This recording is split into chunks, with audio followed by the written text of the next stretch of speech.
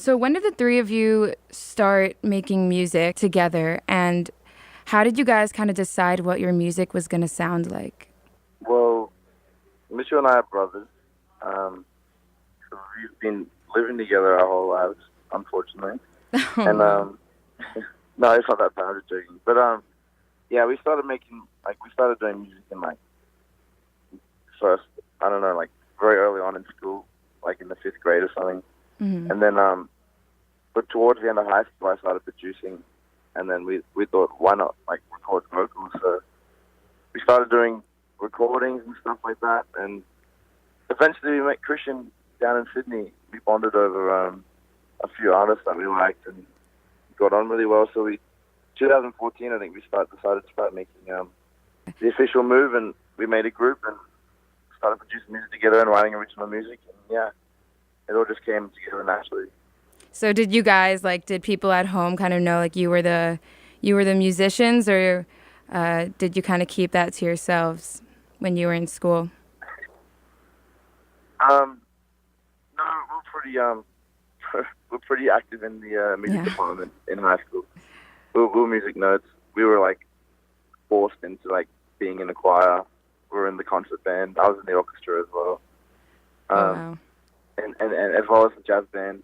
Pretty much everything that they had going on, they made us be a part of. So at the same time, I was also a swimmer, and I was like swimming like every day, twice a day, and so I was also known as the school swimmer, which is very weird. Okay. Maybe music and swimming goes together. I don't know. Maybe swimming makes you a better musician, or vice versa. So how has the tour been so far with Lights? And it's like touring with such a powerful female artist different than other tours that you've been on? Well, yeah, we've only been on 3 tours with other artists, Okay. but it's good because she's like a little bit I wouldn't say older, but she's a little bit more mature. She has a kid out in the road with her. So behind the scenes, backstage is very family friendly and relaxing, I guess, in a way. So we still have a bit of fun, but it's been great because it's pretty easy. Like she does her thing, we do our thing, and everyone there is accommodating and helps us, and it's pretty nice. Like it's not too stressful. I remember we were sleeping with Signs. It was great too, but there was a lot more bands, a lot more young bands around, just going Yeah. crazy and partying and Sounds like you have to yeah. almost sneak out, get No, your, we've still been having a lot of fun. yeah. A little bit too much fun, if anything. So Yeah, what's yeah, yeah. been, yeah, what's been the craziest or like the best moment of the tour so far? What stands out to you? The New York City show was amazing. Yeah. The Florida show with Orlando was amazing. It was like one of those like things where there was like literally 50% Chase Atlantic bands there, and the lighting and sound was great. So it was crazy. Like everyone went wild, and I Mm, guess those 2 shows have been predominantly like amazing on this tour. yeah. Anything that's happened, it's been pretty chill. Nothing extremes happened on the bus yet. Okay. We haven't crashed, so it's good. That's That's still alive. good. Um, It's great. what do you think about those two cities? Like why, I guess they're big cities, but what do you think draws so many Chase Atlantic fans to the show in those two places in particular? I think it's definitely a bunch of variables when it comes to shows and like location of the show and music culture. I also think it actually comes down to day of the week.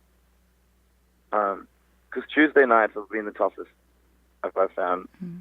And last night was Tuesday night, and it was a little bit quieter, or a lot quieter than New York City. So like Monday, everyone can still go crazy because they're still like in weekend mode, but then it hits Tuesday, and it's like everyone's just there to chill. And we're Yeah. just up on stage jumping around, so it's a bit conflicting. Yeah. Do you feel like when you have a less, maybe a smaller crowd, you have to kind of overcompensate by jumping around more, or is it just kind of you vibe Yeah, with the crowd? yeah. Yeah. Especially with Mitchell and Christian, they yell at the crowd when they're a bit too quiet. Oh no. Tell them to start like moving around and stuff. It's pretty fun. Yeah, that sounds fun. Yeah. You produce most of the music, or Yes. yeah. So how do you find time when you're on the road to kind of sit down and and work on the music and work on things for the band. And is it harder or easier to find inspiration while you're on the road? Um, Definitely harder. The Mm. bus is like very shaky and it moves a lot, so it's actually hard to use a computer on the bus. But Oh. we got most of our new music finished up before we left on tour. And then we just like I have a computer set up on the table on the bus with a monitor, and like it's a day off today, so I'm about to sit down and start mixing drums into a track. But yeah, we get most of it done before tour or like in the breaks we have between tours, and then we just tweak everything on the road because we got a lot of technology with us, so we just tweak everything on the road. I think this next one of our next releases actually was recorded and produced in a bedroom back home in Cairns. So we're very flexible and mobile. Yeah. But yeah, on the bus is definitely not the best inspiration. What are you going to get inspired by? Like the shaking bus? No, but yeah. And like you said that you finished up a lot of the music before going on tour. So I know you guys put out 3 EPs before this full-length album to kind of tile into each other. So is that like a format that you think you're going to use in the future, or do you see it going in like a different direction for your next? Yeah, next we're trying release? to figure it out. I'm pretty sure that we were told that how we rolled it out last year organically was very successful, and I think the label was saying that that it was almost like a textbook. Yeah. Like we were like a textbook example of how that rollout should happen and work. I'm not sure if we're doing it again. I think we're still in the process of trying to figure that out. We might go with that route again. We might do it differently. It just depends how timing of like tours and recordings and stuff. Yeah. Yeah, but I definitely would do it again if we had the chance. That like was a good way to do it, because I mean, like with the new like way of streaming and the way the music industry is moving, I like definitely Yeah. think you were able to reach a lot more people that way. Yeah. And We then want to just like put a whole album of songs out, and then they like just sit there, and then that's it. yeah, you need like the little like teasers, I guess, for the album beforehand. Exactly. Yeah. So I was gonna ask, like I know you put out a new music video for Swim, and I saw that you edited that. So I wanted to know how you edited that. This is kind of like a silly question, but without like getting a seizure yourself, because that was insane. Really, really good job, by the way. Yeah. Thank you. I appreciate it. I guess I've just trained myself to like not have a seizure during these like crazy lights. I guess which is good because on stage our lighting guy now is like going crazy on the strobes. So Oh, no. it's just good practice to not freak out about the strobes, I guess. Yeah, I guess like I'm every just, night. I'm just fortunate I don't have epilepsy or something, because otherwise I would have been done for by now. Also, sorry, the footage for Swim was like very like scrapbook. Like it was a lot of scrappy footage that we just had over like the last couple of months on that Black Bear tour. So we just I had to literally like edit out of it just so it wouldn't like be a boring video. I was gonna ask, like, did they just send you the footage, or you asked for it? And Yeah, no, I just grabbed it from the camera guy that we had at the time. We paid for him to come on the road with us, and then we just used some of that footage. I just said, hey, can I grab this footage, and I'm gonna make the video. And that's pretty much it. yeah, so that's very cool. So I wanted to talk a little bit about your music. So I don't know who writes the lyrics, but I do know that they're very honest and open. And I was thinking a lot about how like a lot of bands would not kind of share what goes on behind the scenes. And I feel like you guys kind of do that in a lot of your songs. And I was wondering like how much of that is like accurate to your your Look, experiences. a lot of it is metaphors. A lot of it is just like, what's the word? It's definitely exaggerated a lot in songs.